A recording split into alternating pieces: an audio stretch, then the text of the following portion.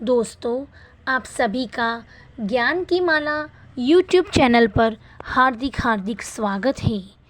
यदि आप ये कहानी अंत तक सुनते हैं तो आप अभी से ही अपना समय बर्बाद करना बंद कर देंगे।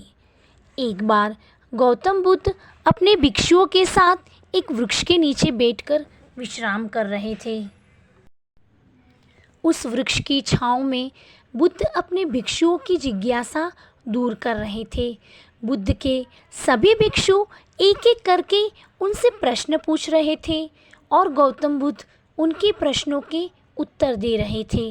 बुद्ध के उन भिक्षुओं में कुछ भिक्षु ऐसे भी थे जो कुछ समय पहले से ही संघ से जुड़े हुए थे, जिसके कारण अभी उनके भीतर वह समझ पैदा नहीं हुई थी जो गौतम बुद्ध के प्रवचनों को समझ सके। गर्मियों का समय था, सूरज अपने चरम पर था और चारों तरफ धूप ही धूप थी, लेकिन उस वृक्ष के कारण बुद्ध और उनके सभी भिक्षु आराम से छाँव में बैठे हुए थे। इतने में ही गौतम बुद्ध के एक भिक्षु की नज़र एक बूढ़े व्यक्ति पर पड़ती है जो उस वृक्ष के पास से ही गुजर रहा था। वह भिक्षु उस बूढ़े व्यक्ति को देखकर अचानक से ही हंसने लगता है। उस बूढ़े व्यक्ति की उम्र बहुत ज़्यादा हो गई थी, जिसके कारण उसकी कमर मुड़ गई थी। उस बूढ़े व्यक्ति के हाथ में एक डंडा था, जिसका सहारा लेकर वो बूढ़ा व्यक्ति अपनी मंजिल तक पहुंचने का प्रयास कर रहा था। उस बूढ़े व्यक्ति का शरीर केवल हड्डियों का ढांचा मात्र था।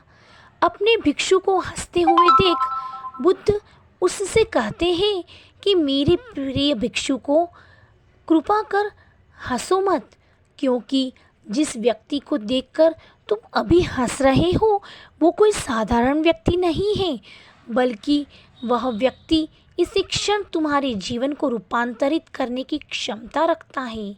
जो आज तक मैं तुम्हें सिखा नहीं पाया, वह यह बूढ़ा व्यक्ति तुम्हें सिखा रहा है। इसके द्वारा दी गई सीख को बेकार ना करो। बुद्ध की ये बात सुनकर वह भिक्षु बुद्ध से कहता है कि मुझे क्षमा करे बुद्ध, पर मुझे ये समझ नहीं आ रहा है कि जो यह बूढ़ा व्यक्ति जो खुद अपने शरीर और अपनी बीमारियों से लाचार है, वो मुझे क्या सिखा सकता है। फिर बुद्ध उस भिक्षुक से कहते हैं कि ये बूढ़ा व्यक्ति तुम्हें तुम्हारा भविष्य दिखा रहा है। जिस बुढ़ापे को और लाचारी को देखकर तुम अभी हंस रहे हो, वो बुढ़ापा और लाचारी तुम्हारे जीवन में भी आने वाली है। वह बूढ़ा व्यक्ति तुमसे कह रहा है कि अभी समय है, इस स्वस्थ शरीर का अच्छे कर्म करने के लिए उपयोग करो।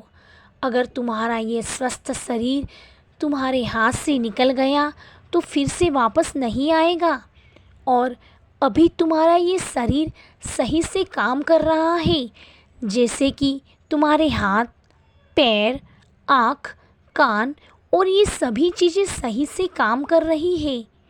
क्या यह छोटी बात है और क्या तुम इसे मामूली सी बात समझ रहे हो? यह घटना कोई साधारण घटना नहीं थी जो अभी तुम्हारे साथ घटी, और ये घटना तुम्हारे जीवन को बदलने की क्षमता रखती है। ठीक इसी तरह की घटना ने मेरा जीवन बदला था, और इस तरह की घटना के कारण मैं ही आज बुद्ध हूँ।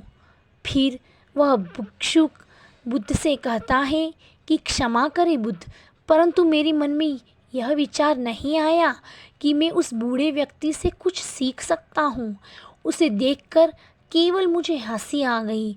ऐसा इसलिए हुआ क्योंकि तुम्हें अपने भीतर कहीं ना कहीं लगता है कि जिस स्थिति में आज वो बूढ़ा व्यक्ति है, उस स्थिति में तुम कभी नहीं आओगे। जिस बुढ़ापे का और लाचारी का सामना आज वो बूढ़ा व्यक्ति कर रहा है, तुम्हें लगता है कि उसका सामना तुम कभी नहीं करोगे, इसलिए तुम उस बूढ़े व्यक्ति को देखकर हंस पाए। तुमने सच्चाई को नज़रअंदाज कर दिया।